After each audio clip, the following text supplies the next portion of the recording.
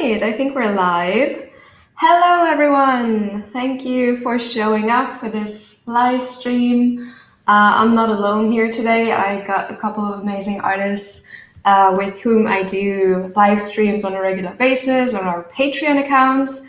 They'll be introducing themselves in a second.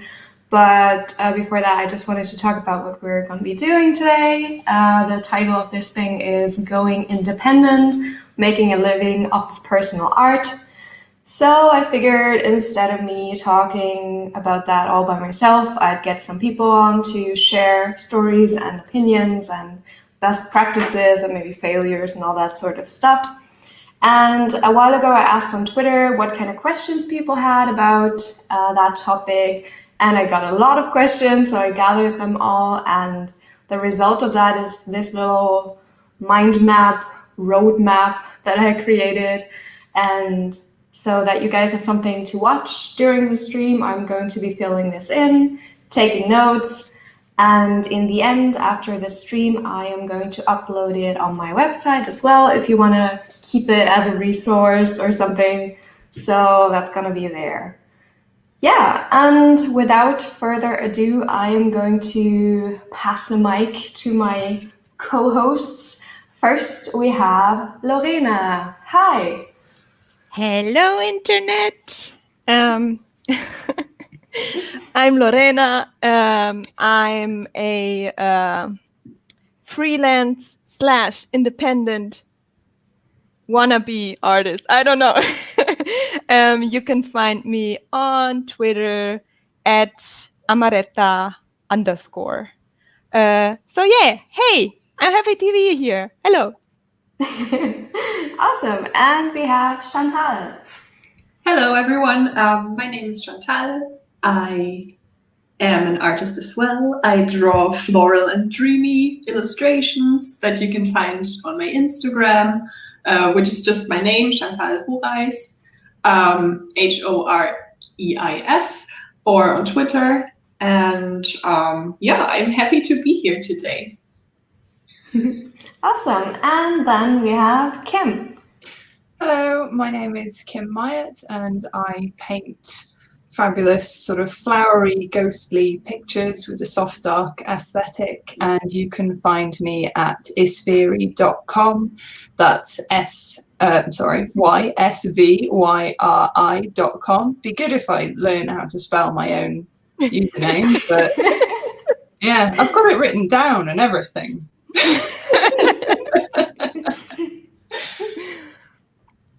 I mean, you were so well prepared. But, yeah. Okay. Awesome. I always forget how to spell it, so. Yeah, me too. I'm just like, Google, please help me. Please fill this in. So yeah, thank you so much for joining me during this live stream. We're aiming for a duration of 1.5 hours. I hope we can keep it within that time frame. And if you guys in the chat have any questions, please feel free to ask them. My 3 lovely co-hosts are going to keep an eye on that, and I'm going to be busy filling in this mind map, taking notes. I hope you can read my handwriting. I'm going to do my best. So yeah, that's going to be how this is going to go. So I would say let's jump into it. So I categorized this into like little stages. So we're starting with number 1. I'm gonna go over here to this screen. Oh, it's working. Okay. Yeah, I learned something new. Apparently there's like a full view in Photoshop. I had no idea, and now I'm just like, oh, how does this work? Yeah. The more you know. Yes, right? Yeah. So indie versus freelance, people were asking like, what does that even mean and why? And isn't that hard and things like that? So I just figured we'd start there. Why would you guys what would you say? What does it mean for you to be an independent artist? Well, I think it means that you create your own work and that you find ways to monetize that so that you can make money from it. Whereas when you do freelance work, you have clients that give you specific commissions to do, and you fulfill these and get paid for that. So the difference is basically you have your own projects versus you work for or with somebody else, basically. Yeah. Yeah, not only that. I mean, yeah, that. But I think what is so cool about being independent is that the emphasis on you doing your own work and kind of make your own stories come to life instead of making someone else's story come to life. It's way more fulfilling, I feel like. In that Yeah, sense. that's kind of the why, right? Yeah. It's more Yeah, sorry. fulfilling. No, I agree, definitely. I mean, we don't have to stick to this structure rigidly. You can just see where the conversation goes. I also think, tell your own stories. One of the most important things for me is that you have this direct connection to people who enjoy your work. I never want to call them fans because that sounds like I'm an important person, which I'm not. So people who support your work and who enjoy it, you just kind of connect with them more directly, and there's no middleman in between, like no big company giving you instructions. So it's very personal, and just like if somebody supports you, they really like what you're doing, not this like big brand that is behind it. So Exactly. like direct support of, I'm gonna call them fans in like quotation marks. Yeah, and I mean, if you do it right, you don't have to rely on somebody else to give you jobs, and you don't have to find someone who's willing to pay you. You completely get rid of the whole having to find a client part of being a freelance artist, basically, which is nice. Yes. Oh, definitely. Don't have to deal with deal with a ton of invoicing and things. That's contracts. Yeah. Contracts. Yeah. Okay. There's a lot of communication going on if you work with clients, that like stretches everything so much, and you do so much more emailing and office work than you actually thought you would have to do. So yeah. Yeah, fewer emails. That's a big one for me. I hate responding to emails. Yeah, and I also think you have to make fewer compromises on the kind of work that you're doing. That basically goes with this like making your own work and telling your own stories and do just like your own thing. So that's what I really enjoy about it, and just having the independence and being able to paint what I want whenever I want it, all that sort of stuff. That is really nice. And but it's also challenging. Like, what kind of stuff is hard about it? What about you guys? I think being disciplined and not having to answer to a boss, like keeping yourself in check, is the big one. I put it down as being. What? Sorry, I was just talking to myself. Is that how you spell discipline? I'm very confused right now. Of course, this had to happen. Yeah. Spelling. What is English? Just keep talking. I'm gonna spell this wrong now. It's fine. I put it down as you really are responsible for everything. I mean, there's a lot of responsibility already when you are a freelance artist working for clients, but once you go independent, it all is on you, basically.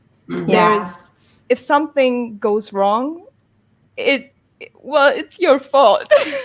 There is no more quote unquote blaming the client for getting late feedback or whatever. So I think that's something that makes it a bit more challenging as well, because it's on you. Yeah. Yeah, there's so many more jobs that you have to do. That is so true. Yeah.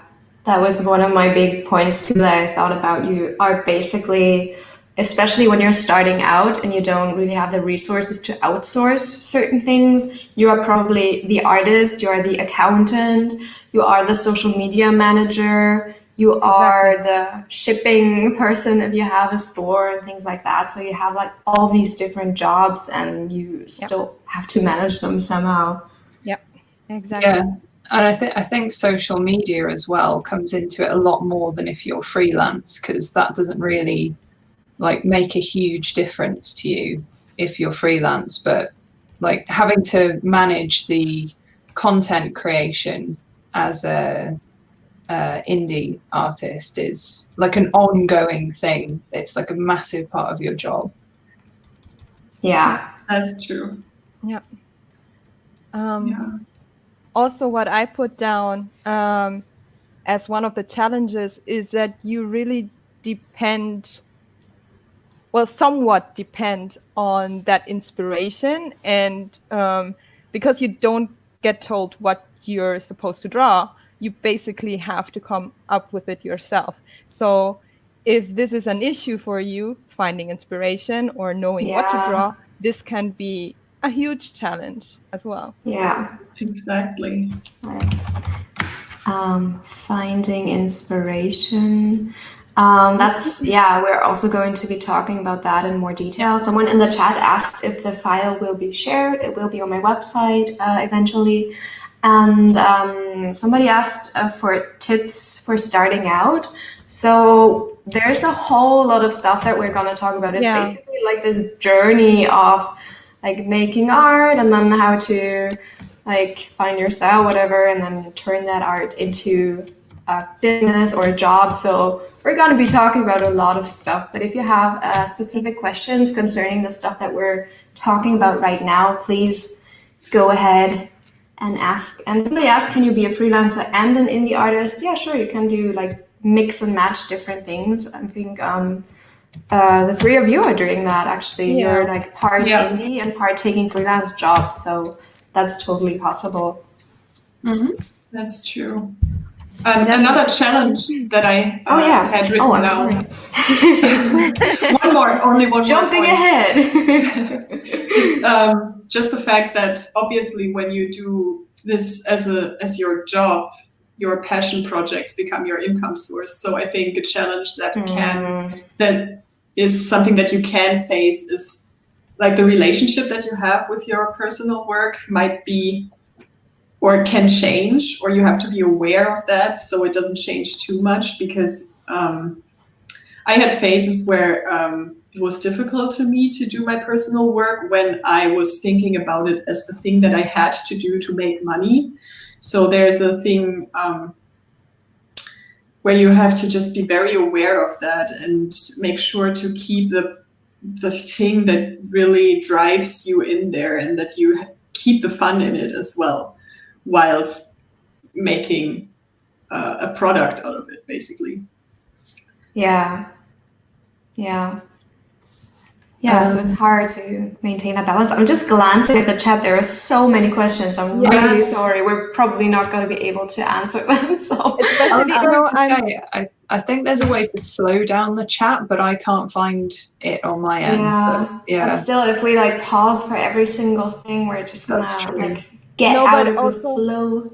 Also, there's a lot of questions that we're gonna get to. Like, if we don't answer the question right away, it's probably also because it's somewhere on the map. We have so many things to still talk about. There's a lot coming, so don't worry. There's a lot about pricing and how to do all of that, and we'll get to that. Good. And yes, the file will be shared later, so don't worry about it. You don't need to be taking notes. I'm doing that in my beautiful handwriting. So we're just gonna like keep going with point 2, staying on track, scheduling, work-life balance. Got a lot of questions about that because people are curious. Like with everything, there's not going to be like a solution that works for every single person, but that's why we have 4 different people here to share their own like best practices and things that they do. So What does your schedule look like? Ugh. Let's start with like, is it open or do you change it up or do you fix it really harshly? So yeah. It used to be pretty open, to be honest. Like I wouldn't have an hour each day that I would say, okay, this is it. I would work until whenever. Turns out that is not a good idea for me. I work way better with proper structure, I guess. Like not necessarily a schedule, but I do try to get everything done by 6 p.m. So that I can just, play games and read books. I don't know, in the evening. For me, I notice it's way better. I get up in the morning, I have my morning routine, and then I work until 6, and that's it. Awesome. And so you have like a couple of fixed points. Yeah, exactly. That's good. Yeah. But it's not like a strict schedule. It's more like this is the time where I work. I get the things done, and that's it. I have my to-do list, and yeah. Yeah. Awesome. I'm kind of in a similar vein, I guess. I do take weekends off. I work from Monday to Friday. And my rule of thumb is always that I try or aim for painting for 4 hours every day. And then when I manage that, that's a successful day for me. And then the other tasks go on top of that. So if I can get that done, that's pretty good. But it's usually pretty flexible. I enjoy like getting a workout in the morning, or just like going somewhere and then working later. It sometimes happens that I work until like 11 in the evening, or 11. So sometimes that happens, but I like the flexibility and the freedom that comes with it. Exactly. But I guess oh yeah, it's me. Go ahead. I think it's also a mixture of open and fixed schedule, in the way that I know what I want to have done at a certain point, but then, or what tasks go into a specific day, but I can then structure the day as I want to structure it that day. So it's not like, I'm not planning the entire week in a way where I'm like, on this day at this hour, I'm doing this. But just having in mind what my deadlines are for certain things and making sure that that at any point I'm doing something from my list so that I get to where I want to be. But I guess for all of us, it was like a trial and error thing with schedule or finding our schedule right. I feel like a lot of people, especially in the beginning, work very crazy hours and very like all the time, and it's a thing of like you have to try different things and see what works for you. If you're the person who has a planner, like a physical planner in front of them, or whether it's okay for you to just have an app to like organize your schedule. Everyone is different in that way, I think. Definitely. I think for me, the most important thing now is to pay attention to my physical and mental well-being. Somebody also mentioned burnout earlier. Yeah. I don't want that to happen, really. I had such a hard time before just taking time off for myself. I was always feeling really guilty and bad. But now I'm just like, if I don't do this now, I'm going to regret it later. And it's going to be so much worse, and I'm going to need months to recover. So that's like my main priority, just like, taking care of myself. That's so important. Super important, yes. Yeah.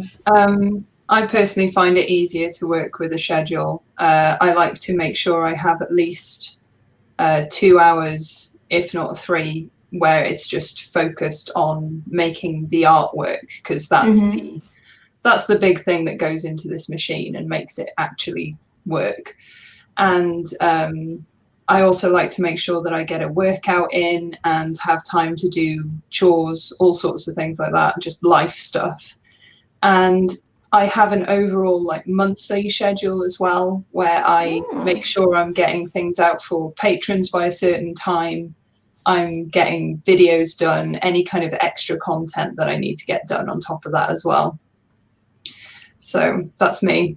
And I make sure I have like a day in the week, like 1 day a week, where I do admin work. So none of the admin stuff kind of gets sort of shifted back further and further and further until I can, you know, I've got a mountain of emails and I have to deal with everything. But I think like what's important for this, if you know other people are building a schedule, is it's so individual to your personal needs and your family and when you work best as well. Like I like to get my artwork out the way in the morning and then have the rest of the day to attend to other things that I need to do in the day. Yeah.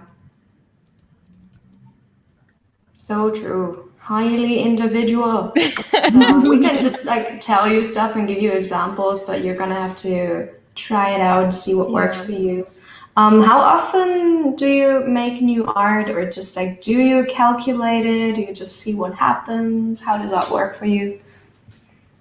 I try and make new work as often as possible. I've got this like mindset to be kind of generous with it, just as much as I can, just putting stuff out there, because I think that's also something with being independent that you have to manage, is not disappearing for ages, because that was something that I made a massive mistake with, like when I was first starting to build my independent career, is I would just disappear off the internet for months while I worked on stuff, but sort of making sure that I got, well, now I'm doing those like 30-minute sketches and popping them out and just putting them up and everything, making sure I'm showing up, uploading old artwork, that type of thing. But yeah, so as often as possible is the thing for new artwork for me.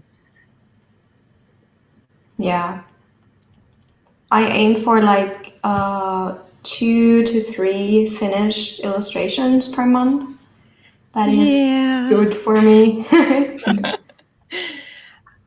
Yeah, I mean, you're also doing a lot of client work, so that's what I was about to say. Like right now, where I'm still kind of working as a freelance artist as well, I'm happy when I get one finished piece a month. That is personal art, but it should get better now. So, yay! Yeah. I guess. Lorena is planning an awesome Kickstarter, so keep your eyes out for that. That's going to be so Just cool. teasing. Yeah. Thanks. Yeah, I shoot for 3 to 4 pieces a month at the wow. moment. Yeah. Yeah. 1 to 4? Huh? That's our. I'm just 1 like to wow, 4. Djamila, over wow. So pretty, right? I cannot read that anymore. Yeah, I'm gonna adjust this later before I upload it. And the people who were asking, I'm going to be putting this on my website. I'm going to include the link in the video description after this is done, and the video will stay up. So do not worry. Yes. Don't be afraid. It's going to be fine. Yes. Awesome. So balancing tasks, I think that's something we've already talked about a little bit. Yeah, a little bit. To add. I was going to add that that's where like scheduling your social media posts can come in. Yeah. Yeah, like I find it so much easier to just sack off sort of being active on social media for the most part, and then just on Fridays or something, just schedule like a week's worth of posts of like, here's a work in progress I'm making, here's a thing for this, here's some old art, you know, and it just keeps you popping up over and over again. But I use, you can use Later, you can use TweetDeck, Hootsuite, and there's a scheduling thing for Instagram where you can do it from your PC, where you use the Facebook Creator Studios that's sort of a bit of a hidden thing, and you can go in there as long as your Instagram is linked to your Facebook with a business account.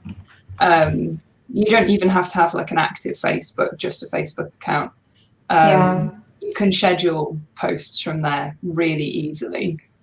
Awesome. I get a feeling that you don't spell later like the word later. Let me see. I mean, but you can also Google it. No, so. it is later. Okay, awesome. Yeah. Yay, no fancy spelling. The app I found useful recently is called Stay Focused. It's only available for Android, unfortunately.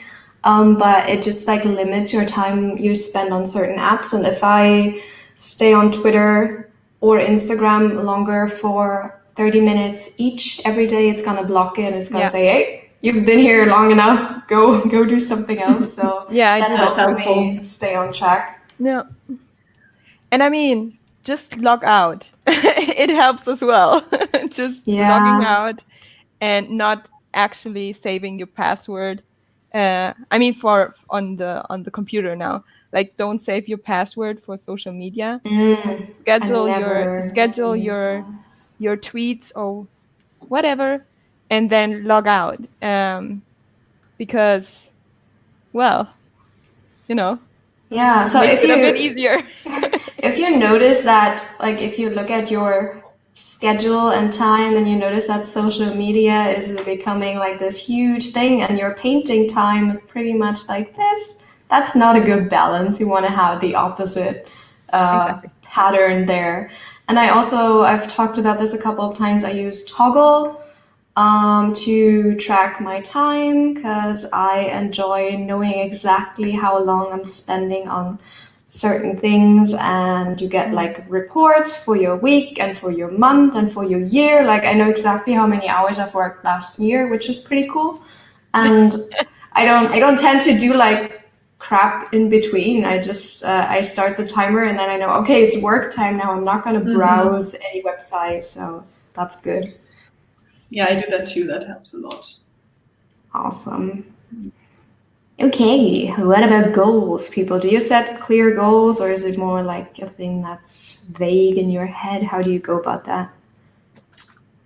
Right now? Yeah. Oh, you can go first. No, go. It's okay. It's okay.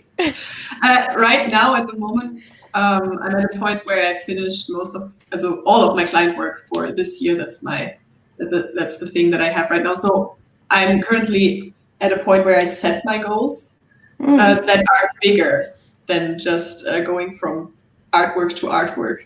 So right now it's just that I want to keep and get the workflow back again, the personal workflow. And I'm currently thinking about a project or a goal rather, because I feel like that's an important thing to have. I want to work towards something and want to have something that motivates me to create and have something in the end. So that's my position at the moment. Yeah. What about you?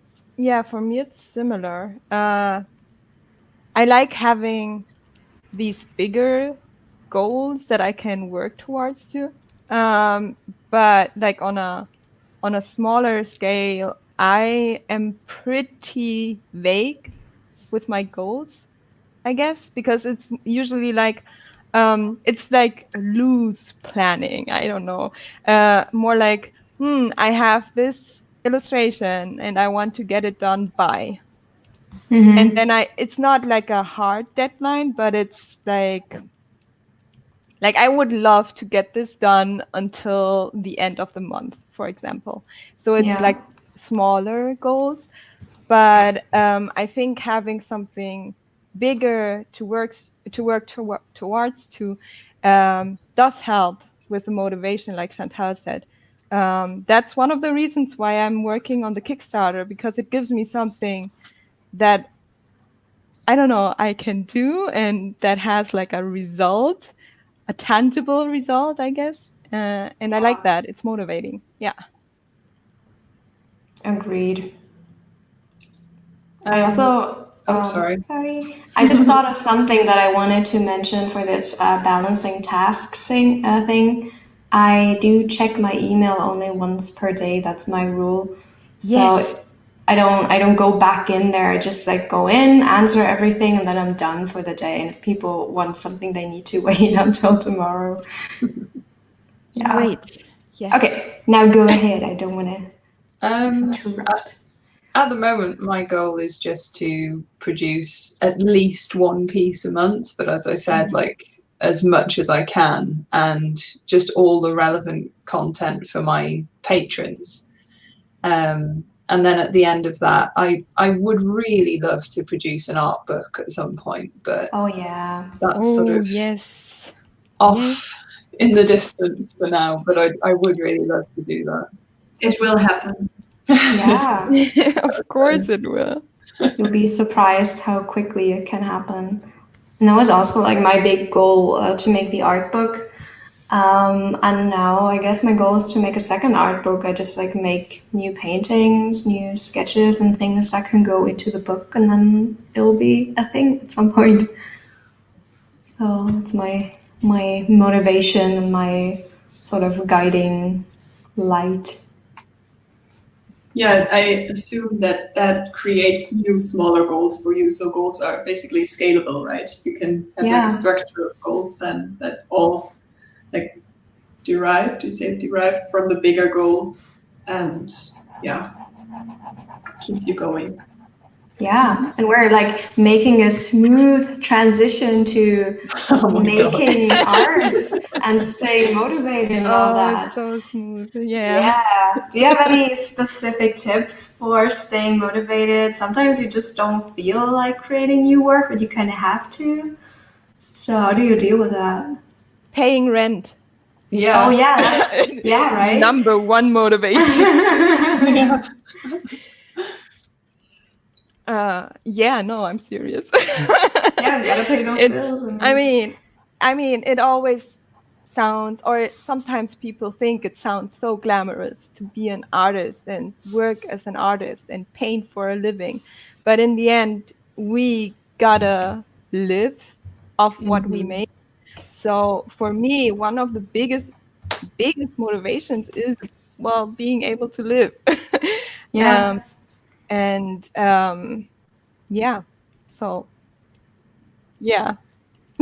Sorry. No, definitely. That's a huge point, and that's kind of why we're here. Like, how do you do that, right? And I think also for me, staying motivated, I think motivation for me comes naturally when I'm feeling well.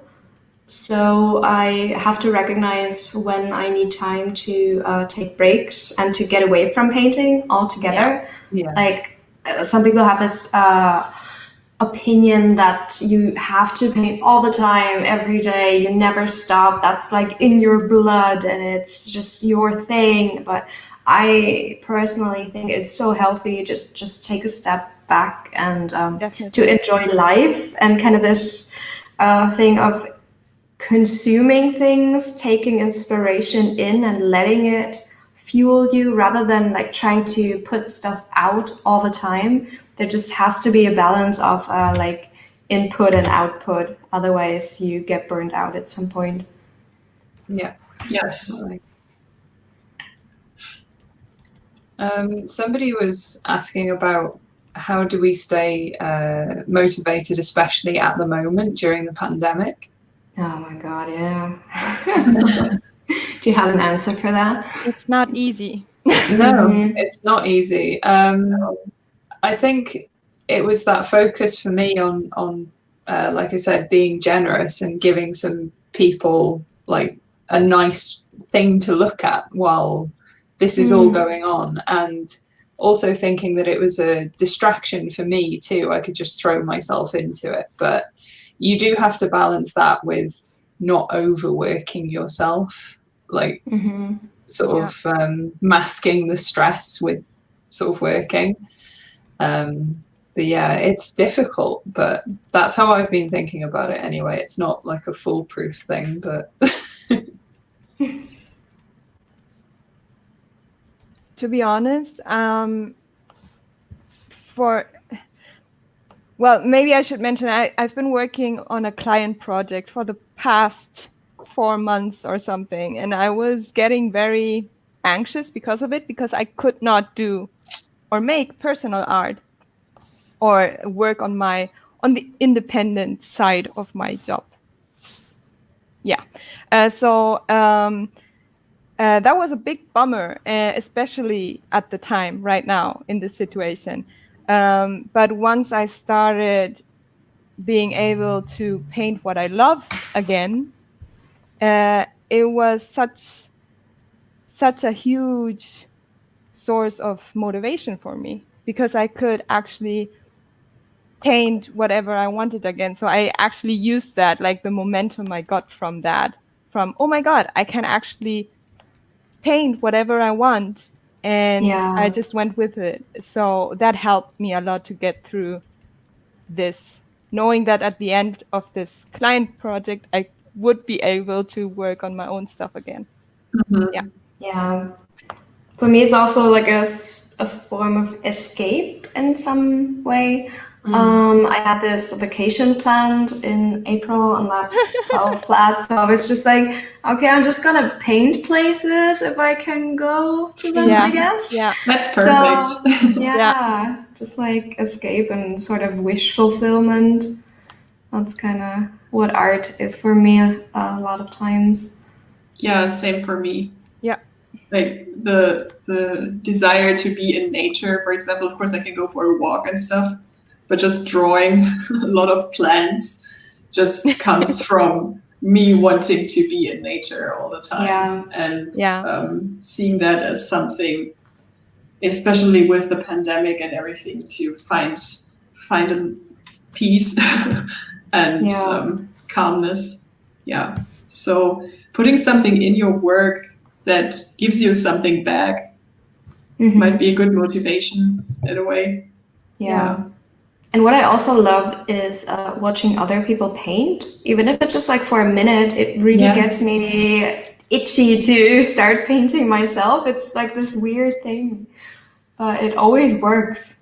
So watching other people paint is like a nice thing.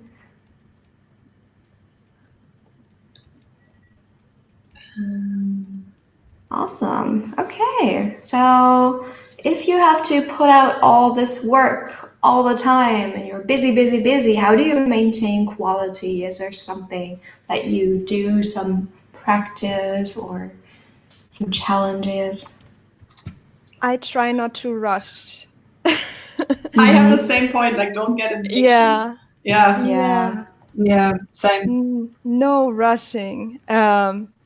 I feel like the times where I did rush a piece of art, you could see it. Definitely. In the end, it didn't look as well as what I did before that. So what I also do is like check back with older work, not necessarily old work, but work that's more recent, but I know that is at a quality level that I like, that I'm happy with. And then I check back with that as well. I do that too, yeah. Compared to older work. Oh, yeah. So when I paint, wow, I'm sorry. what happened? Oh no. Oh no. What's happening? Okay. F, right? No. Yeah, F? F. Yeah, okay. I'm back. When I paint something new, I just like put it alongside my portfolio and I just see if it fits in quality-wise, or if I want to decide if it's finished or not. I just kind of go, okay, have I done something that was more refined or better or more expressive or something in the past, and then I'll judge it based on that. I do that too. Yeah. I think that's a pretty good point. Or I like to compare my stuff to other people's work I admire in terms of level of finish and how they work out, like lighting and colors and edges and that sort of stuff. If I can't decide if I'm done or not, that's also a nice thing. Yeah, and I mean that makes sense because you maybe want to like grow as well and not just look at your own old stuff Oh yeah. all the time, but maybe over time getting new sparks in there. So yeah. Definitely. Generating ideas. Let's talk about that a bit. Or do you want to talk about self-doubt first? Maybe that's like a nicer segue. Kind of like if you think your piece didn't turn out that well, how do you deal with it? What do you do? I'd say it happens to all of us. It's God, it happens to everyone. Yes. Please. No one is safe. Get off social media, like immediately. Oh yeah, that's a good point. For me, it just makes it worse when I stay on social media and see all the wonderful art that my friends and other artists make. I will. It's awful. So I get off social media as soon as possible, and then I sit with it because, well, yeah. Oh, you just sit with the feeling of doubting yourself? Or? Yeah, not sitting with it as in, yeah. I don't know how to explain it because for me it doesn't go away immediately. Like it takes some time, and I just learned how to kind of cope when I feel self-doubt, and then I pick myself up, and most of the times it's by either avoiding art for a couple of days or actually just starting working on a new idea. But it depends on how I feel and where that self-doubt originated, I guess. Yeah, I guess that's really important, analyzing why you're feeling that way. Like, what exactly is it? Like, how does that, affect you in what way, and where is it coming from? Yes. Go on. Oh, yeah, and no, exactly that what Djamila just said, and I wanted to say that I find it easier to do that when I just step away from what I just worked on, maybe just for the day, doing something else, and then come back. And as you said, Djamila, just think about why was I feeling that way and how can I make it better? Because I think one way to kind of beat self-doubt is for me to go into a stage of, okay, how can I get better? How can I learn something maybe so that I feel like I'm, or to maybe give myself the feeling that it cannot be that I'm that bad. At least I'm getting better because I'm doing something in a way, or I'm finding out how to better myself. I think that's a way that helps me to deal with that better. Yeah, definitely. Yeah, and I was going to say that there's this natural come down after you do some art as well. Like when you put yourself into a piece, there's a sort of low that can happen afterwards, and I think it happens to all of us at different levels. And for me, sometimes it's really low. Like I'm like, oh God, I hate everything. What's going on? And yeah, at that point, I do just have to step away, because at that point, my little deleting button is ready, and I want to go and just delete everything.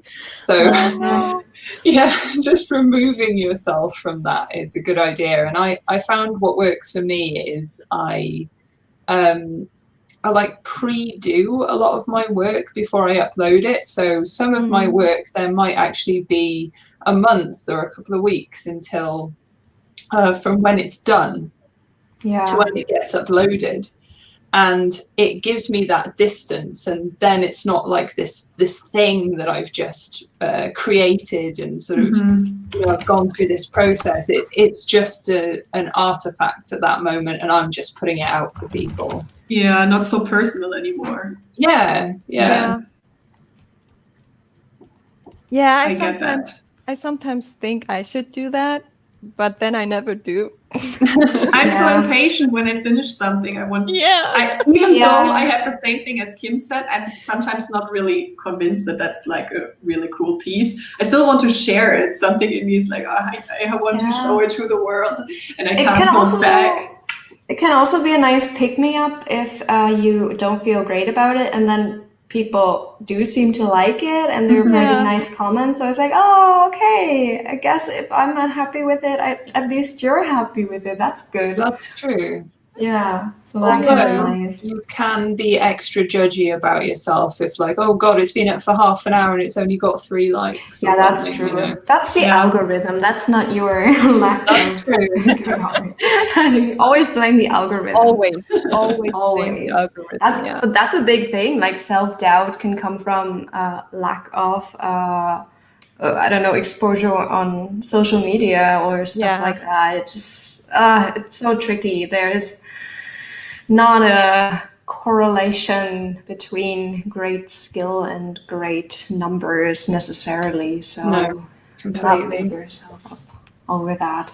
One thing for me also that helps when I'm doubting myself and when I'm feeling bad about my art, it's just like remembering how much I loved it when I was a kid and why I got into this whole thing, just like finding that joy again. Or I think of Bob Ross or someone who really loves art and really enjoys themselves when they're doing this. So I'm like, yeah, okay, this is fun. Like, why would I beat myself up over this? I actually wrote this down as well. Not Bob Ross, not Bob. You didn't write down Bob Ross? Why? No, the whole remember why you draw paint in the first place. Yeah. It helps. Bob Ross. That's Bob Ross. No, I cannot give the cloud that hair. Remembering why you loved art as a kid. All right. So now, how do you get that process started? Okay. Do you have any tips? Yes. Go for it.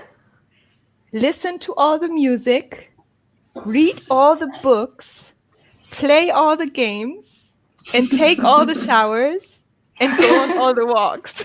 Sorry. Oh, that's awesome. That should be like a poem or something. But I get my best ideas when I do all of those things. I don't know what it is with showers. I don't know. I have great ideas when I take a shower. And walks, and books, music. Mm-hmm. Yeah. I mean, that shower thing is sort of a proven method because then you're not focused on anything. You've been thinking about it before, and then suddenly it's been like marinating in your head, and then it just pops up when you don't expect it. I love it. I love it. Yeah. For me, it also happens when I'm meditating sometimes. So that's good. Yeah. I think it's the same, not the same, but it originates in the same place that you take your mind off stuff. Mm-hmm. Just letting it wander. Yeah, definitely. I have like a big fat presentation on it that is online. If you type into YouTube my name and then Lightbox Expo Talk. So Djamila Knopf Lightbox Expo Talk. Last year at the actual event in person, I did a talk about generating ideas and creating personal work, and I present a couple of techniques that I use, like starting out in writing, word association things, going like asking yourself what kind of things you care about, what moves you, and all this sort of stuff. So there's like a lot of detail in there if you want to check that out. I haven't watched that yet. I need to check that out. Yeah, maybe. Lots of bad jokes in there, so you're in for a treat. I mean, at least no, Djamila. I'm sorry, people liked it. There's laughter in the background, I think. Oh, they were so polite. They loved me. Shut up. Back to the question. I keep a sketchbook where I just sketch for an hour almost every day, and where I just write notes. It's like a brain dump. You just doodle and write what comes in your head, and you don't really think about that too much, and you're not super precious. You're just letting your mind flow.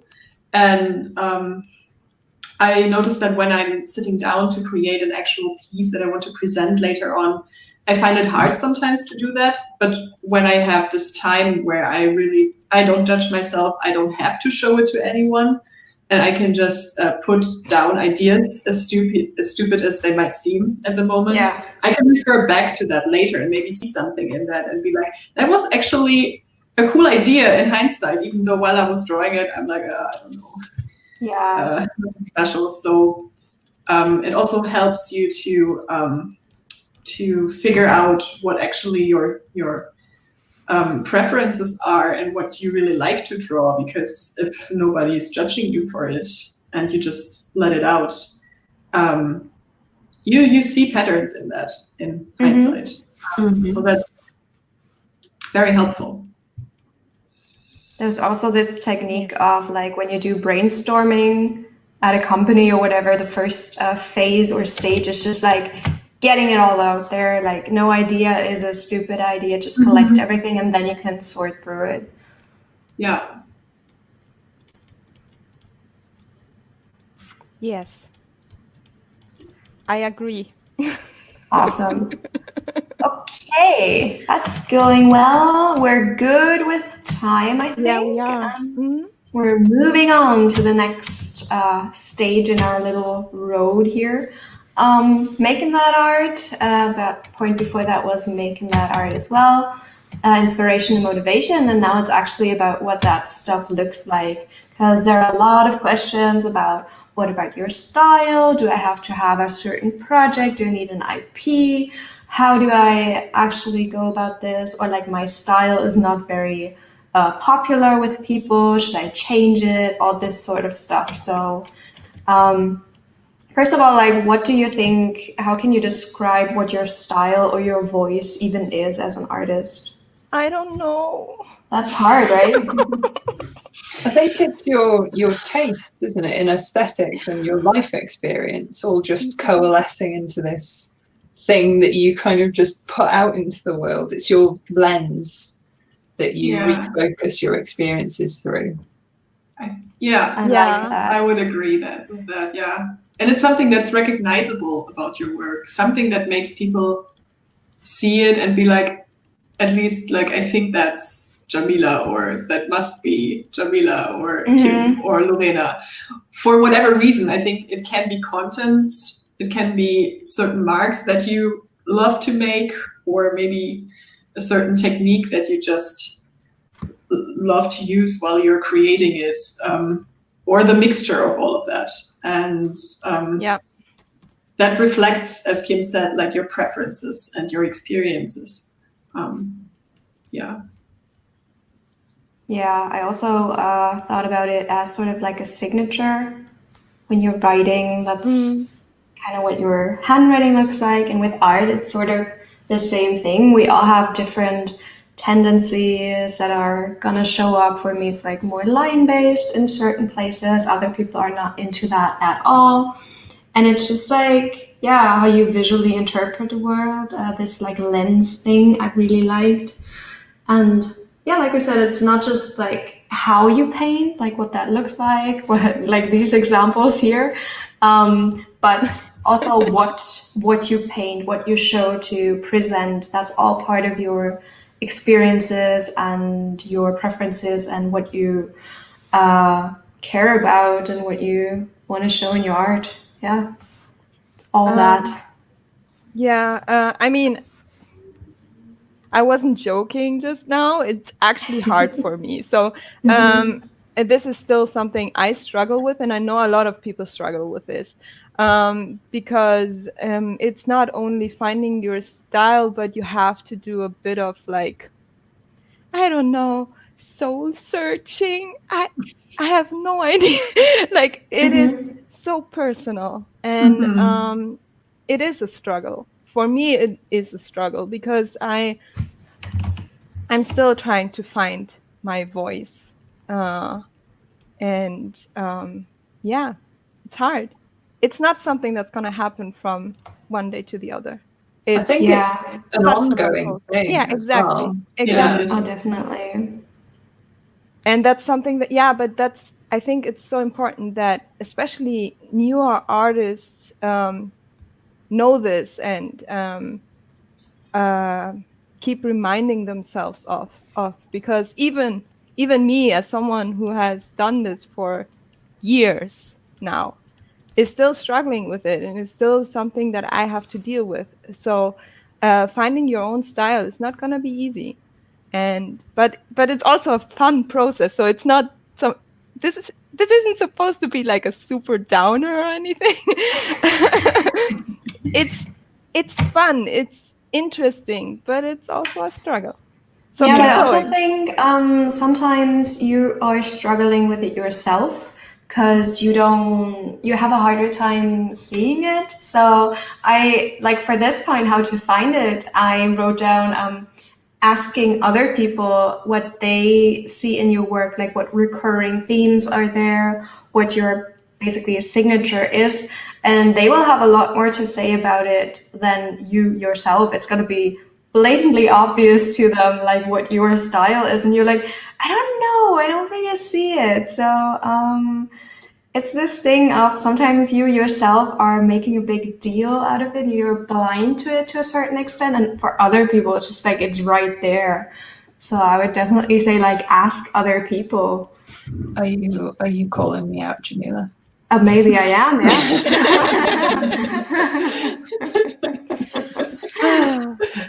Yeah, but you're right, it will always feel like it is still developing or changing, maybe, because obviously as people we are changing too. So I think it's a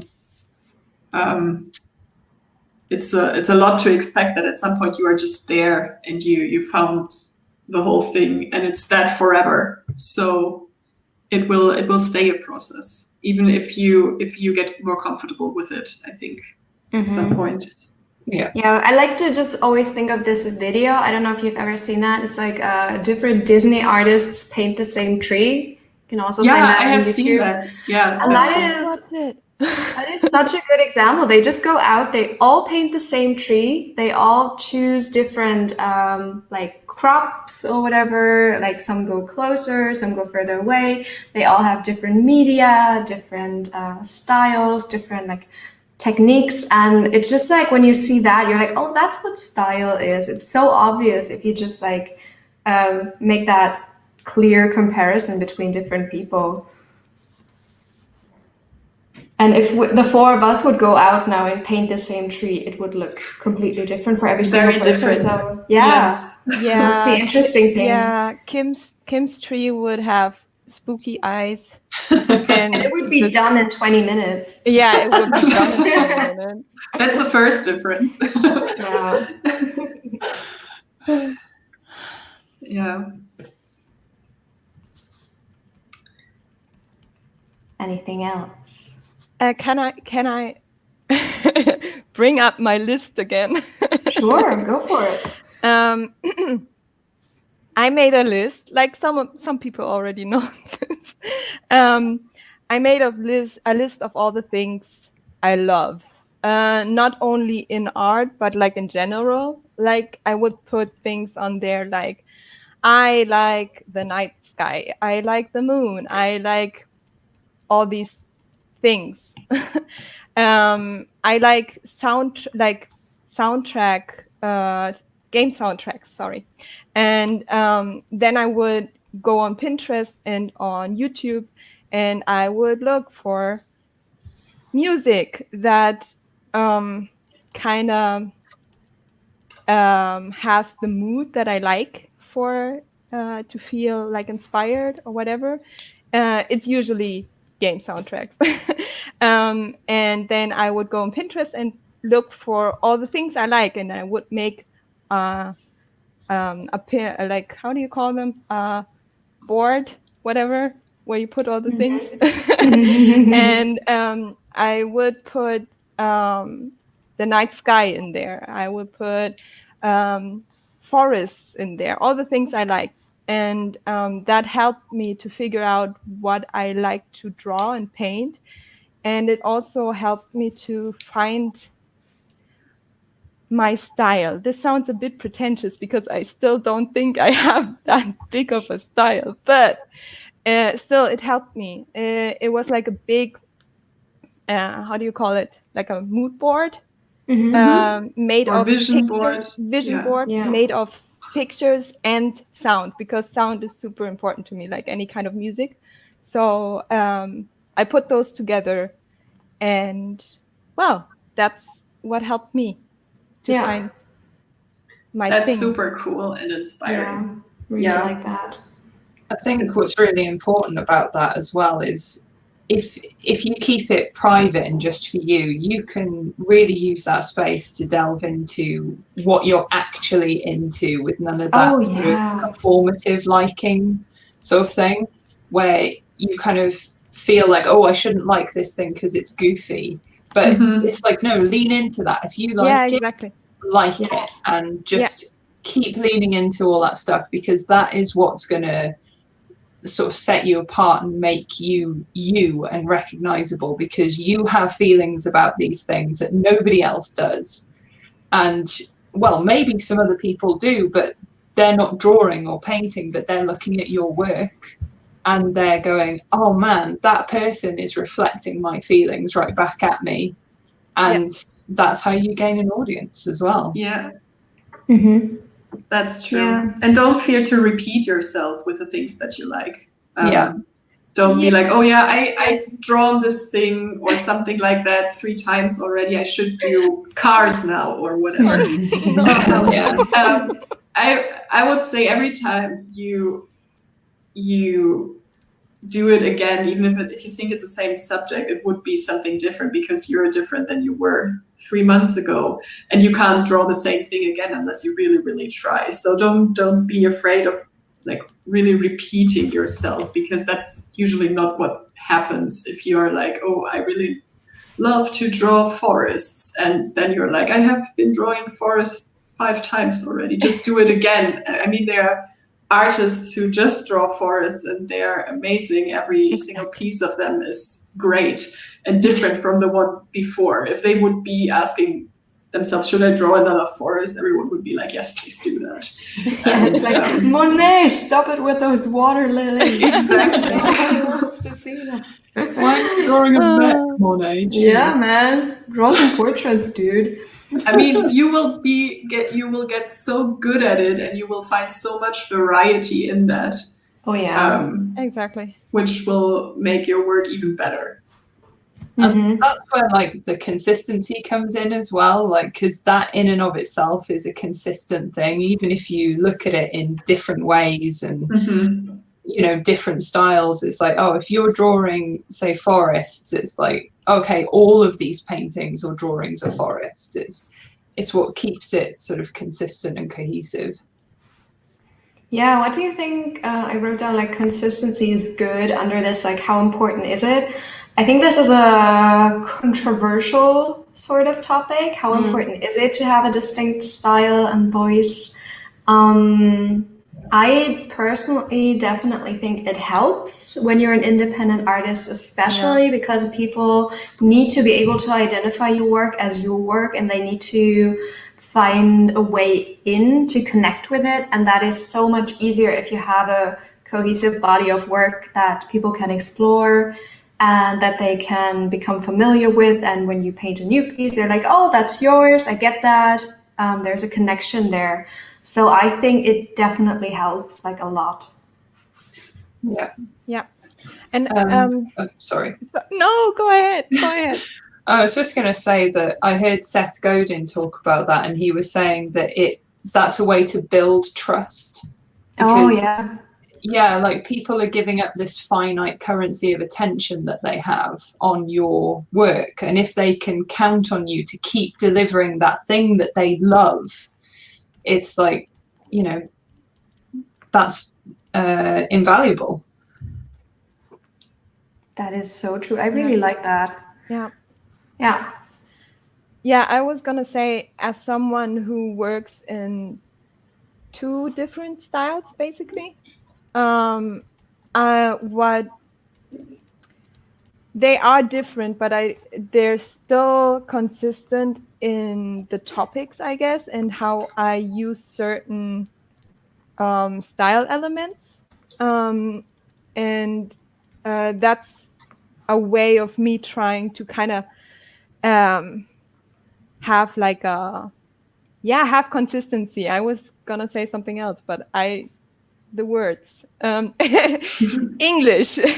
Anyway, so I try to have consistency in that way, that I paint the things I love, but still try to stay the same topic wise, and putting things into both styles that are basically the same but used differently, because it's two different styles. It's very hard to explain. No, but I think that maybe makes you know perfect what sense. Yeah. I'm also going to be doing another live stream talk tomorrow with like a proper presentation and everything. I've been thinking about this a lot. Like what a good portfolio would be just with personal work if there's no client involved. What sort of quote unquote rules still apply, like how to deal with it if you have different styles and all that. So if you're interested in that topic, I'm going to be doing that tomorrow at 4 p.m. Berlin time. The stream is also scheduled on this same channel, and Lorena is going to be joining me during that, answering questions and stuff like that, or just like asking the questions to me. So we'll be I'm there. gonna be the chat bot. Yes, Okay. I'm sorry. I'm abusing you. Yeah. I'm not getting paid, okay? Do you want to get paid? It's fine. I know. I I was kidding. No, but thank you for doing that. Yeah, so that's gonna be happening tomorrow. I'm just gonna put this down here, like portfolio stream. I can't write Saturday. While I'm doing that, you can just kind of start talking about, do you think you need an IP? Who here has one? I do. I have sort of one, yeah. Oh yeah, right, Phantasma. Right? Yeah, but it's not very active, so I just paint something for it whenever I want, and then the rest of the time it lies dormant. So, do you have one, Chantal? No, I don't. And I don't think that you need one necessarily. I wouldn't say go and find your IP. It's more, I mean, I don't have experience with it as someone who has it, but I don't think you should create one just for the sake of it. You either find it in your work, or you are just really motivated to have something like that. Or if you're an artist who just likes to go from painting to painting, that's fine too. I think we are different in that sense, and that's fine. I agree that you shouldn't like cobble together an IP just because you think, oh, that's what people do. Like, oh, what's cool? Maybe dragons, and let me think, what's popular right now? So I'm gonna do Game of Thrones meets Star Wars. Yay, there you go. What? So Please, that's no. just Now that's let's just not find a how it name. works. Spare We've us. got some questions in the chat asking what an IP actually is. So. Oh, it's intellectual Intellectual. property. Yeah. So that's like your own project. So for example, like Star Wars is an intellectual property. So like people have these things that they're working on, graphic novels or comics or animations or whatever. So that's what we're talking about. Basically like an ongoing bigger project that has a story most of the time. So yeah. Mm-hmm. I don't think you need one either. Just when you're passionate about it, it's a really nice and fun way to explore different things, like especially for illustrations. If you're working on a story, you automatically get scenes that you can paint, characters, places, all that sort of stuff. But if it doesn't happen naturally, I think it's not a good idea to force it, because you're not going to stick with it probably. Yep. Exactly. So yes. only if you're passionate about it. Yeah. It's fun to have something like that to focus on, I guess. But it's also definitely not something that is required. Mm-hmm. I imagine it's nice to have something to come back to in case you are not inspired to do something else at the moment. If you have it on the side maybe for a while, and you always know you can go back to your petrichor or whatever if you don't have anything else. Or maybe it's your main project and you're only doing that, but yeah. Like an old friend waiting for you. Yeah, exactly. Oh, yeah, that's nice. Yeah, I like that. All right. Now we're getting into the nitty-gritty business stuff. That's probably why some people are here. I don't know if everybody is here for that, but it's kind of, it's nice. Like, you're making the art, and then how do you go about turning that art into a business and something that helps you make a living? So I called this Finding Your Place in the Art World, Building an Audience, Marketing, Branding. And I was teased because of my bad joke, so I'm just going to cross this out now. No, go on. No, I'm leaving it. Okay. So we've touched on social media and web presence, connecting with peers and fans. Where do you want to start? I think... Yeah, I was just wondering that. It's a lot. It's really a lot. So I think the backbone of my business of being independent has been building a community through social media and also through conventions. Because I think a lot of people think, oh, but I don't have a ton of followers on Instagram. How am I going to be able to do this?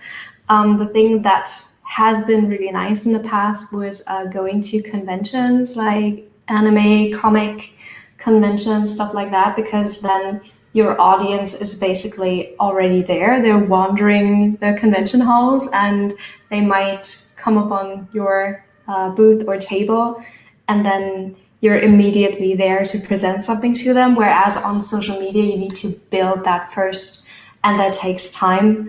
But this year, conventions have basically been erased from the world, so that's challenging.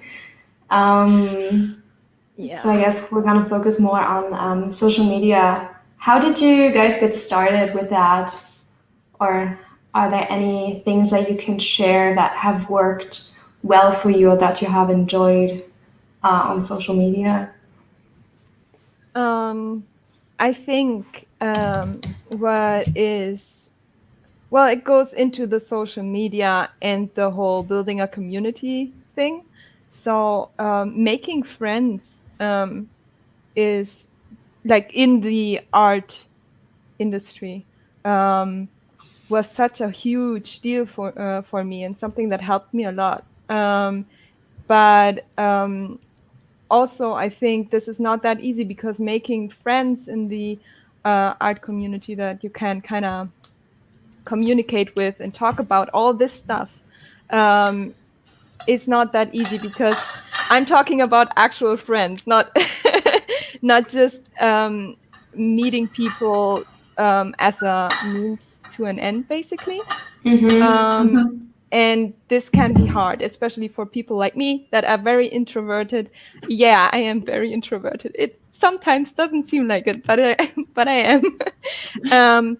So it's hard, and but being on social media and talking to people and commenting on people's work helps a lot, I guess, to find that community, to connect with people. Yeah. Because I didn't really have any like proper artist friends until I got talking to you guys, and the way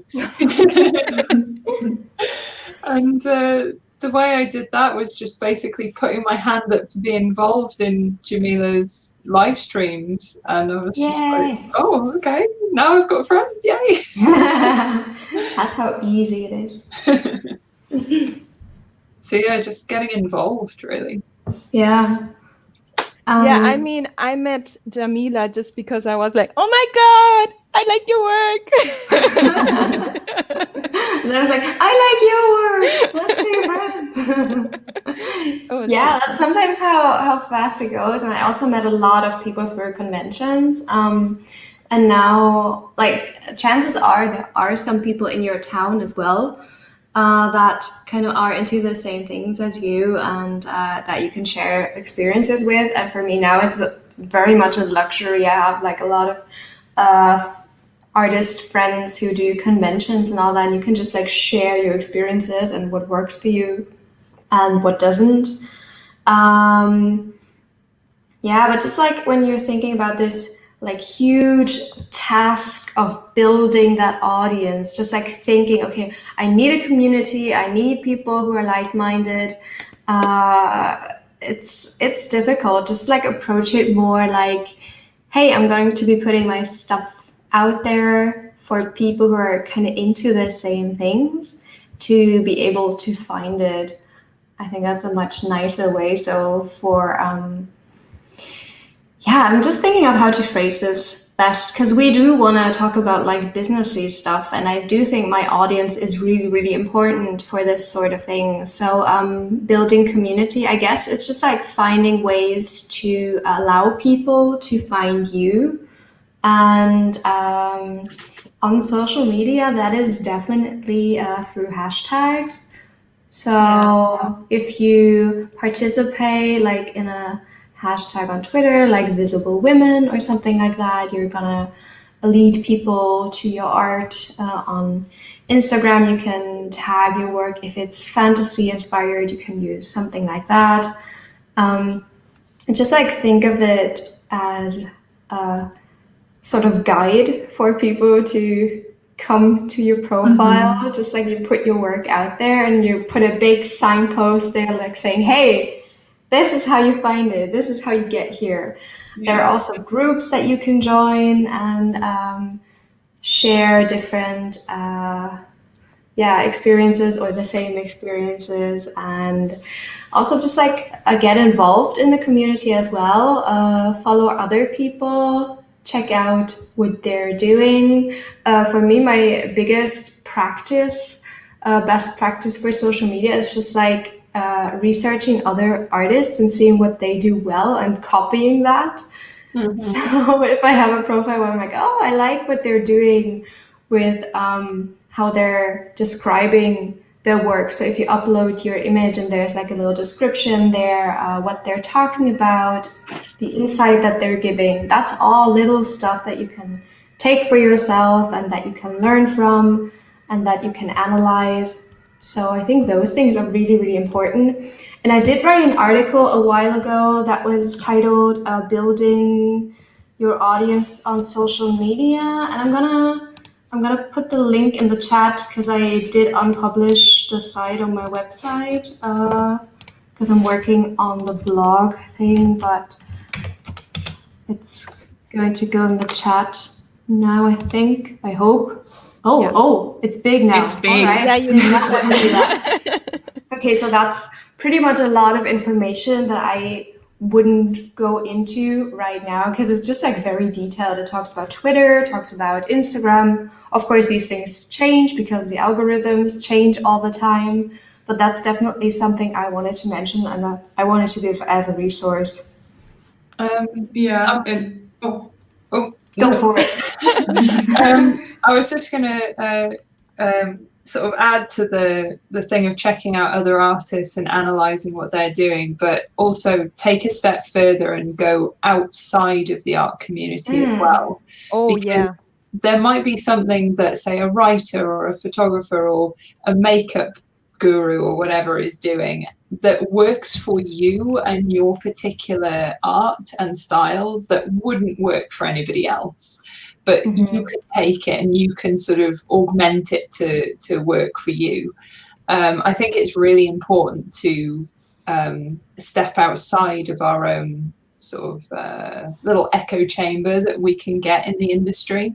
and get some fresh ideas. And also, akin to that is the idea that you don't necessarily want to be advertising your work to other artists as well.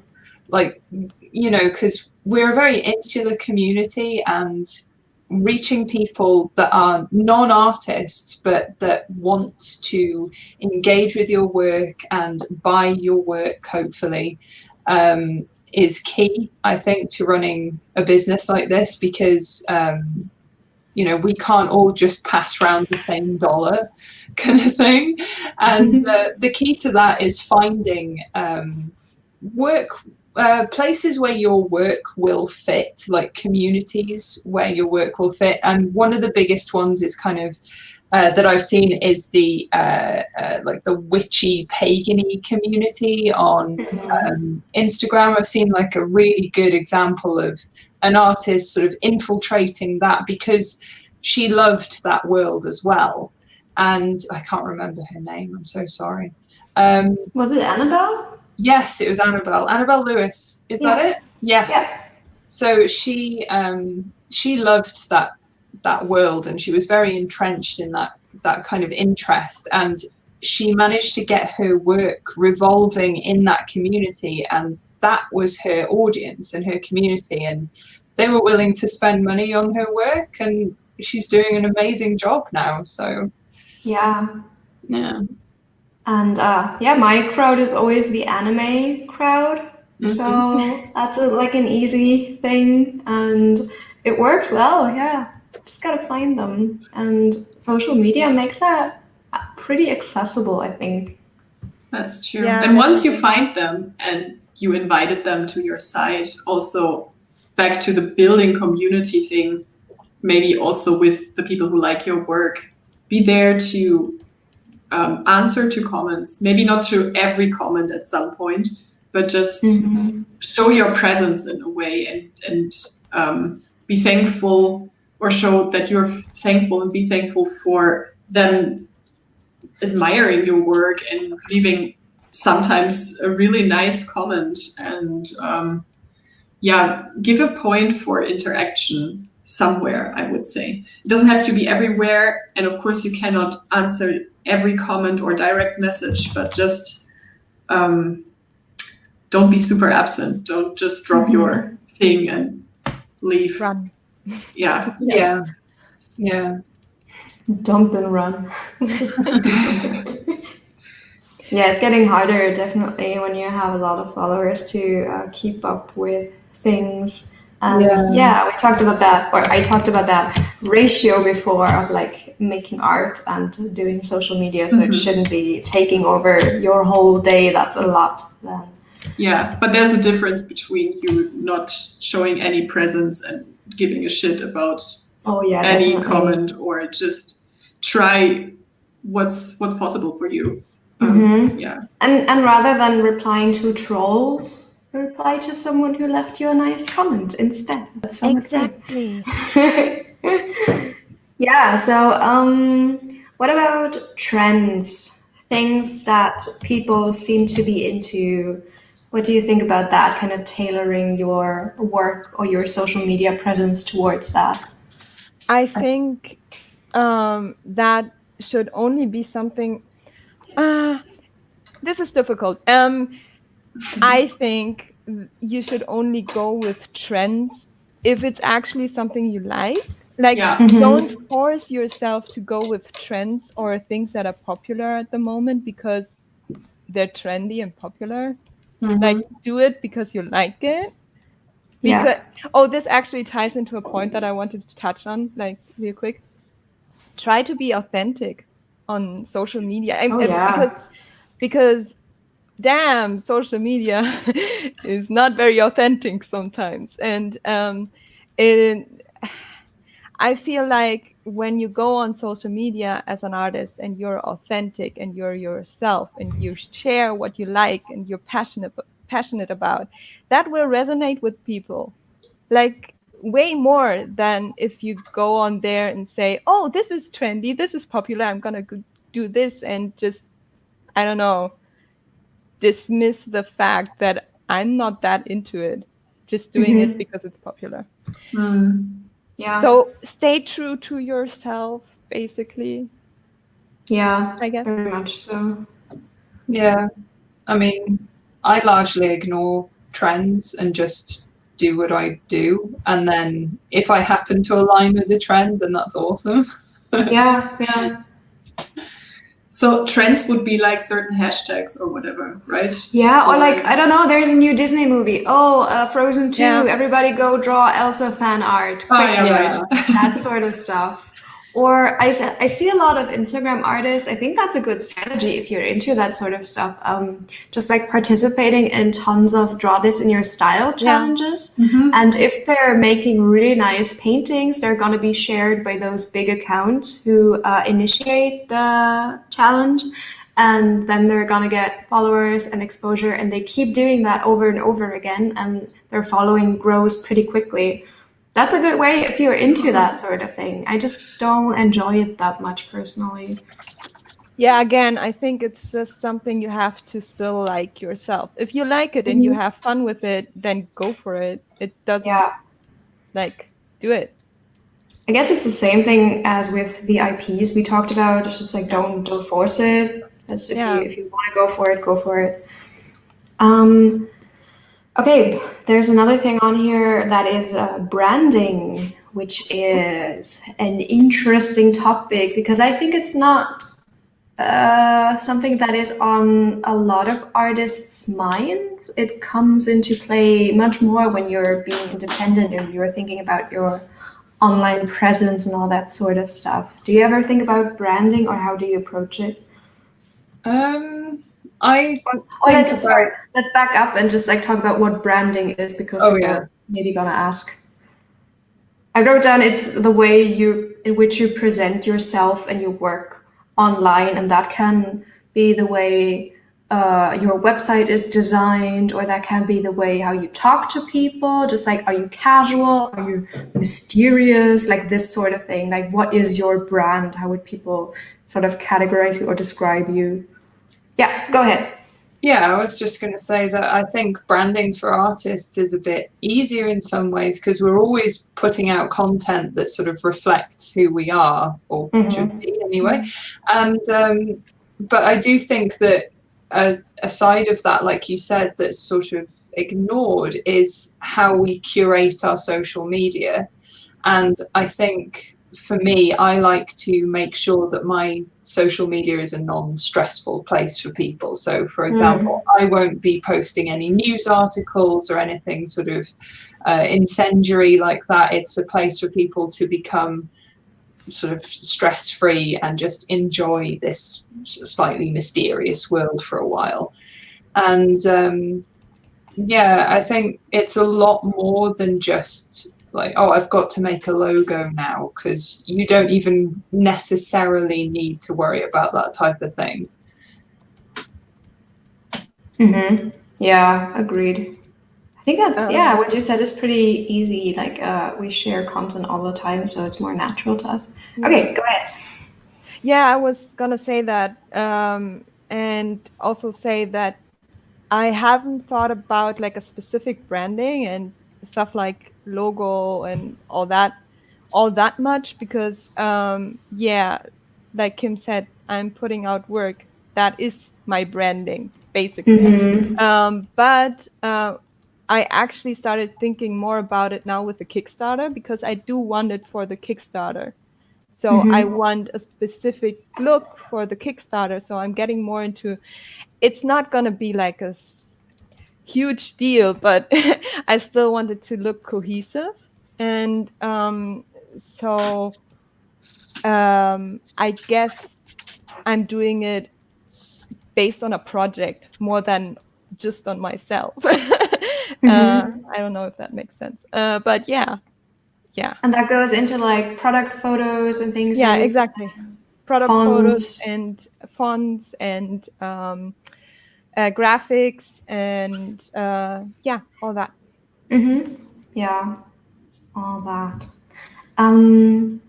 I've been it's been a while since I listened, but I've been into this podcast for a while. It's called Being Boss, and it's just about female entrepreneurs talking about their business and stuff. And one of them is a specialist in branding.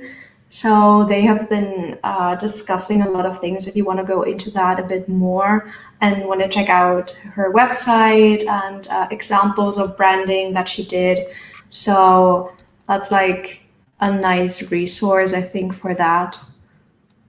But where do you see branding in your brand, Djamila? Like where maybe you have areas where it more happened and areas where you specifically build it, but that would be interesting too. Yeah, I think I compiled a list of adjectives of how I want my web presence to feel like, and there's stuff in there bright and airy and minimalist and this sort of stuff. So it definitely reflects on my website. It's just basically plain white and with very elegant thin fonts. That's the kind of stuff I enjoy. You can see it in my art book now. Definitely the design direction for that was based on those adjectives and inspirations I handed in. I think it's also how you present yourself, what kind of aspect of your personality you want to be showing through. And for me, my art I want it to be beautiful and appealing and kind of nostalgic and beautiful. So did I say beautiful? Yeah. So there are, if you know me and you guys know me, there are aspects to my personality that are really goofy and stupid. And I leave those out for the most part because it doesn't really vibe with my artwork, because people would be very confused why I'm suddenly making dumb jokes, especially because sarcasm doesn't play well on the internet. Just stuff like that to consider. So it's very curated. I'm still trying to be authentic, but I'm just filtering and tailoring that whole experience more that it feels cohesive with the artwork that I'm showing, if that makes sense. Yeah, creating experience is an important point in the end. It's a good overall, the overall topic of this branding thing. What about you? Do you ever think about that? Sometimes, but I think I haven't really made that much use of it, unless when you have a look at my website as well, I try to keep it minimalistic as well.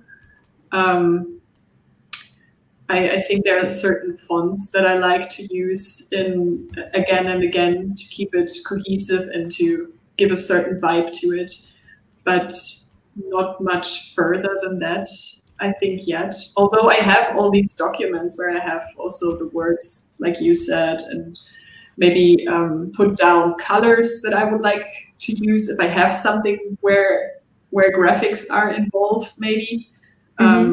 But there hasn't been a project yet to really show that or make use of that. Yeah, but I mean, it's like everything, your whole presence. I think you're always, no matter what you're doing, you're putting a little bit of branding on there in how you decide to present it. And I was just thinking of this Being Boss podcast on their website. I think they have a worksheet or something, or a branding guide that you can download for free, where they ask you questions to sort of figure out what your brand or what your representation would be for you. So that's kind of useful if you want to check that out. Okay, we're 1.5 hours in. I think we will be able to make it in 15 minutes to the end, maybe. Let's go for it. That's the last point here. Making that dough, monetization and income streams. So we've built our community. We've got all those people. They're there. They're waiting to spend money on us. What do they spend their money on? What kind of products can we make? How do we get them to people? All that sort of stuff. And I'm gonna start by saying this is highly individual. This depends on your country. This depends on what your preferences are there is no one way to do this, and each country will have different logistics and prices and shipping rules, and this year everything is all over the place. So yeah, we're just going to give you some examples of things that we like to do, or that maybe we tried and didn't work, like this part. So yeah, let's go. Where do we start, right? Let's start with the failures. That's kind of fun. Anything you tried out, any sort of business idea you had and that just didn't work? Anything like that? That didn't. Oh, yeah. Actually, I did make a note for it. But this was like a couple of years ago. I actually started when I was still like a full-time freelance artist and not thinking about really going independent yet. I still have a Redbubble store. Those on-demand print stores, basically. Yeah. I did not. You made 15 cents. Yeah. Yeah. Congratulations. I honestly do not understand why people who actually want to live off their work stick to sites like that, because for me it was not worth it at all. And it's still there, and sometimes every couple of months I get an email and it tells me that I made 15 cents. And it's so that is definitely something that was I didn't promote it as as I maybe would do it now, but I also think that it's not worth it. So basically what I did was just say, yeah, whatever, I'm gonna do it myself, and I can actually live off that money now. So yeah. So that means you have an online store, right? Yes, I do. I have. I do. What? Sorry. Yeah, actually, yeah, I will talk about it later. It doesn't fit right now. Yeah, for me, like my one business venture where I thought, oh, this is a good idea, I'm gonna do that, was YouTube videos. I was like, I'm gonna be a YouTuber and upload a video every week, and I did that for a month, I think, and then I really felt that it was too much work for too little return, because it does take a while to build up that audience to be able to monetize it and put like advertisements in the videos and all that. And I like being able to just curl up into a ball and paint sometimes. I don't want to be camera ready or just like talking into the microphone every week necessarily. I do enjoy these live streams and everything, but it's not something I want to do on a regular basis. It's not my job. So yeah, for me, YouTube, I'm glad I have these videos up because a lot of people ask and want to see process things, so I can point them towards the channel, but it's not something I want to pursue necessarily. Yeah. Anything else? Any experiments that didn't pan out? I had a print run once that was really big, I think A2 or so, really big prints. Oh. And I made the mistake to not really research all the shipping costs. Oh no. So some people ordered some of the prints, but my prices were not up to a point where it would really make sense for me in the end, because with A2 you have to roll the thing, and then rolls are much more expensive, at least shipping inside and from Germany, where I was living at that point. And yeah, it was a bummer. I had to change it to a different size for the next round, going back to A3. Because I wasn't confident that I could bring my prices that much up at that time. So I was like, okay, A3 should be enough. But yeah, first time shipping for myself and not researching all the costs that go into it was, a realization. Yeah, I can only recommend, if you do something like that, think about everything that goes into it. and all the costs that go into it, and then make your price in the end, so that you really get something out of it. Whee! Okay, Yeah. so store logistics, and then that goes into like pricing. Yeah, a friend of mine ordered calendars for next year, but she put down 2020 on the front. So No. yeah, then she Not ordered again. a bunch of stickers to put on top. So it's kind of Oh, fun that's now, smart, though. but yeah, but she was so bummed. Yeah.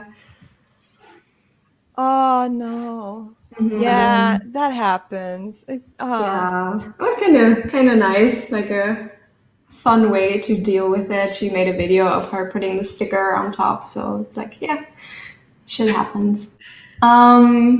Shall we go over our current income streams? We don't need to do like percentages or whatever, just like ideas of how we're actually making a living right now. I put online store on top. We all have a Patreon, that's very true. And there's like, I guess, Kickstarter. Yeah. Mm-hmm. I hope. Gumroad stuff. Gumroad, Which is like digital products.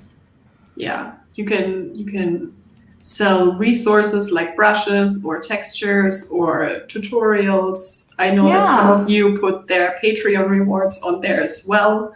Mm-hmm. So there are Lots of different people things do that you can do. Lots of people do stock photos now, which is kind of cool. Yeah. I mean, if you do a photo shoot That's for like- yourself, you might as well like get all the other photos up there. Mm-hmm. Well, during, better times, conventions. Yeah, those were the times, man. It were. Oh, good times. I also have book royalties now. Oh, me probably too, apparently. Yeah. Oh, nice. With your... Yeah. Nice. Yeah, I've been That's good. licensing some of my art, so Oh, yeah. yeah. That's like great if people want you to paint something for them, but you're like, hey, no, I got something already. Don't you want to buy that? It's much cheaper. Yes. That's the best. I just want to throw something in because I've been seeing it mentioned in the chat a bit, the whole Patreon and how much effort putting into your Patreon and all that. I think all of us are doing the pay what you want model. Oh, yeah. I'm not sure, but I think so. So basically we put everything on Patreon and have our Patreon streams there. And the art that we make anyway is gonna go on Patreon. Like I used to have more tiers, and I would have prints and sketches, and I stopped doing that because it was too much for me. So I changed to the pay what you want model and just offer the things that I have anyway. Like I will make my art and I will have my Photoshop files and my line art and whatever. And it's not like that much effort that I have to put in there on top of what I'm doing anyway. So, Yeah, you make something out of stuff that you have anyway. Exactly. That's great. Yeah. Definitely. But that I think makes it's- it worth it. That's like the biggest mistake people make on Patreon. It's just like piling so much work onto themselves, just like thinking, oh, I have a Patreon now, I gotta offer all these things that I did not do before. Yeah. And that makes it really hard. I used to spend like hours and hours on it. Now I spend an hour every month getting the rewards ready and like posting as well. That takes a little bit of time. But just preparing the rewards, that's like an hour for me.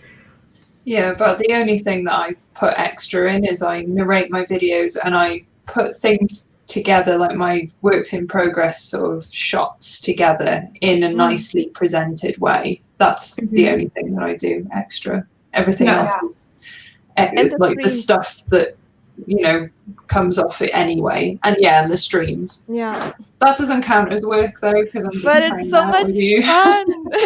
It is. Yeah. And I do the same thing as Kim. I recently I experimented with another tier, so I'm not all pay what you want at the moment. Okay.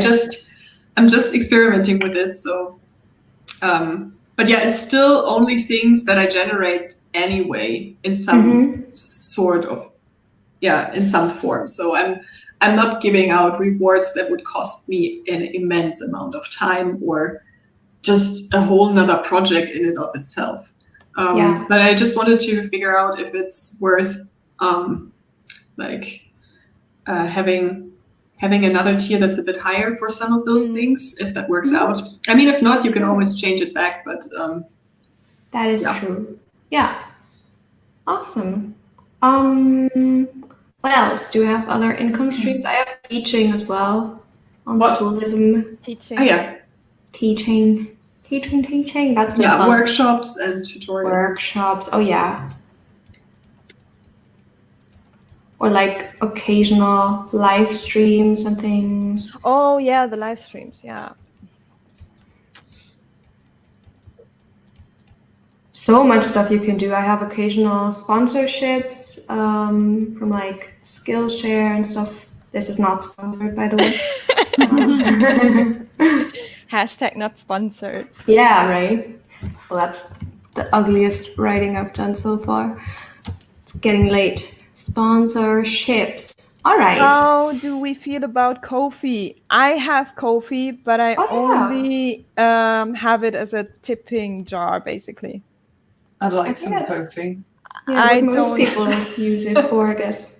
I don't use it for, like, I know people do it with sketch commissions and stuff like that. Like they have actual rewards. I don't do that. I only have it as a tipping jar. I had it once, but it might be out there, but I lost it. I don't get anything from it, and I don't advertise it, so I didn't delete it, so it is out there. Yeah, floating in the ether somewhere. These are our like current income streams, I guess, like pretty rough overview, and then ways to monetize your art. I figured we'd go a little bit more into what kinds of or basically you can go that with like products to make, what specific things are our best sellers or what we've tried and stuff like that. And I think like prints are definitely in there. Art prints, I do limited editions. Yeah, same. Brushes have worked really well for me, like making my own custom brushes that work on, well, they all work on Photoshop and Procreate. And yeah, I just occasionally get a nice passive income from that. It's pretty good. Yeah, it's great. Yes, I have that too. You have in print as well, right, Chantal? I do still, for now. And it's better than Redbubble for me yeah, back in the day. Yeah. So I guess if I would only want to live off my store, it wouldn't be enough, or I would have to advertise it much more. But since you get at least half of the buying price on imprint for the prints that you sell, it's much, much better. And it actually makes a good part of my income. So in case you are not into having your own store and want somebody to help out with that, I can recommend Imprint to start with selling prints. In my experience, it's much better than other places. Cool. Yeah, for our products specifically, I have done well with merch, like t-shirts and stuff. I found that the people who don't want to buy prints, who are not like art collectors, might like a sort of everyday item. I mean, you're gonna buy clothes anyway. Why not buy clothes from artists you like? So I found that like t-shirts and stuff have done well. Or calendars, I think, are nice, usable item alternative. Exactly, that's what I was gonna say. Usable items. I'll stop talking and let you talk. No. I was just No, No, it's all I wanted to say. I just wanted to say, make stuff that people can use. Yeah, right. Usable items. That's always a good thing. And I think there's no shame in doing these sorts of products to quote unquote finance your real art that you want to do, like your illustrations. If those don't sell well, just like go for products and make those and put them out there. And that's doing fine. And then you can go ahead and paint your illustrations again and put them in a book later or something. So yeah, books are nice, books or zines. You can also make phone wallpapers or wallpapers. Oh yeah.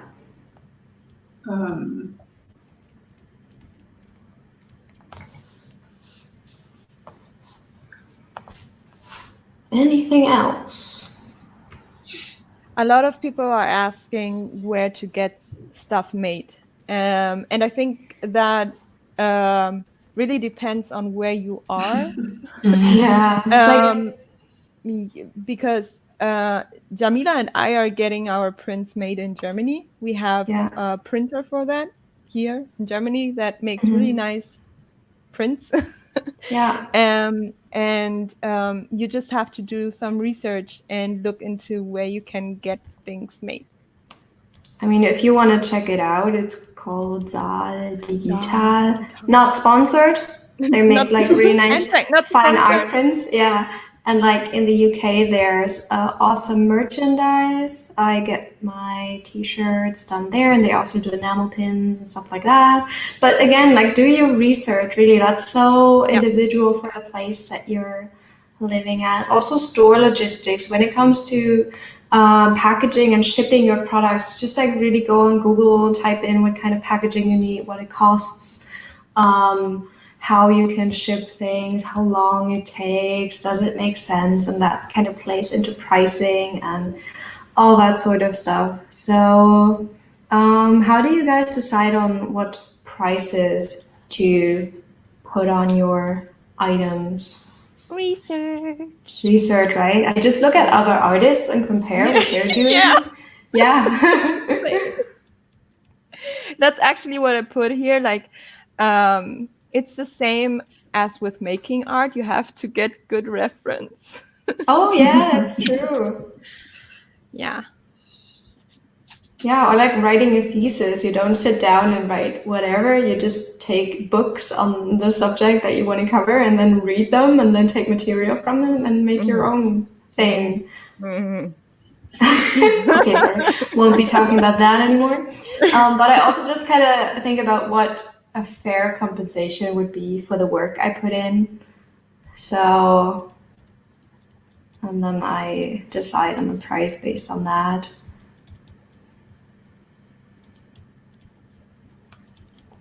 Oh my God, we've covered a lot of ground. Is there anything you would like to add?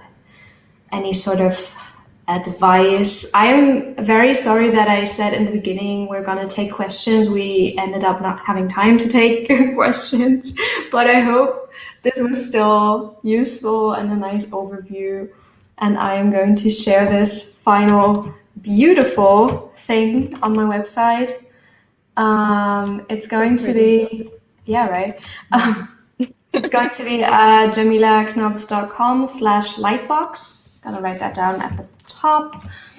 So yeah, while I do that, do you want to say something in the end, like something you wish you knew before? One piece of advice that you like to give people starting out on this path, stuff like that? I think get curious about the business side of things, because that is such a massive part of what we do. Yes, agreed.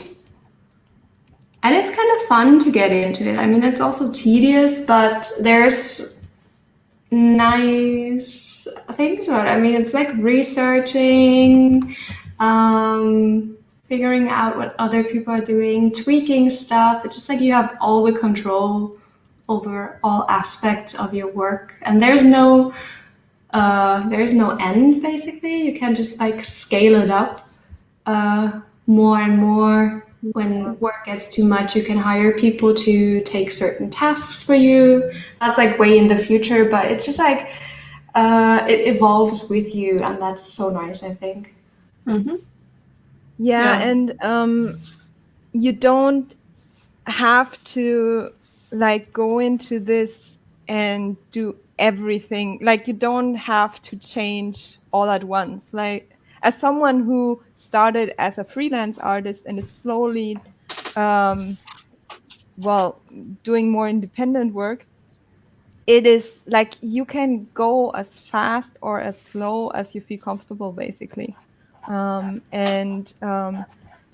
That is something that I'm learning right now. I still needed that freelance work, that client work, to be able to pay rent. But now I'm slowly getting to a point where I can do more independent stuff, and it feels nice. But you don't have to do it all at once. You can go slow.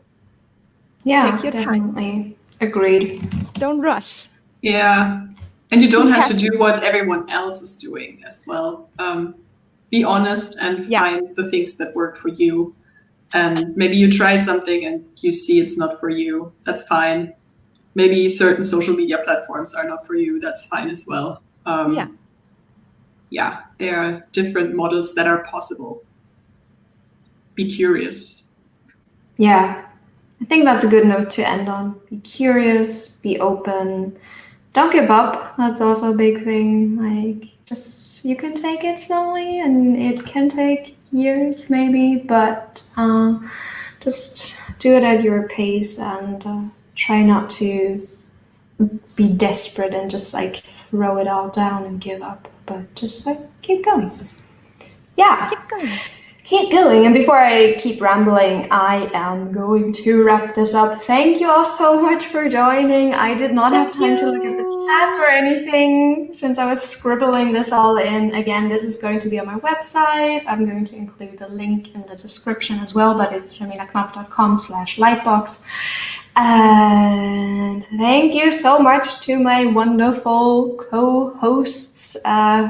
Thank you for having us. Yes, thank you for having us. It was really nice. It's so much nicer than just having me rambling here nonstop, just like getting some different perspectives. And we're like so comfortable with each other, so it's right? like it's all cool. It's all nice. Yeah. Awesome. Yay. Easy peasy. All right. Thank you all so much for watching. I hope this was useful. I hope this was entertaining, and enjoy the rest of your day. Have a lovely weekend. Yeah, everything. Enjoy Lightbox Expo Online. There's a lot of great stuff planned. Yes. And this is just the beginning, so go for it. Yeah, it's gonna be like all weekend, and it's just morning in the US and all that, so Go. Go. I'm gonna end this now. Thank you so much for tuning in. Stay healthy. Be kind. Awesome. Bye-bye. Yes. Bye-bye. Bye.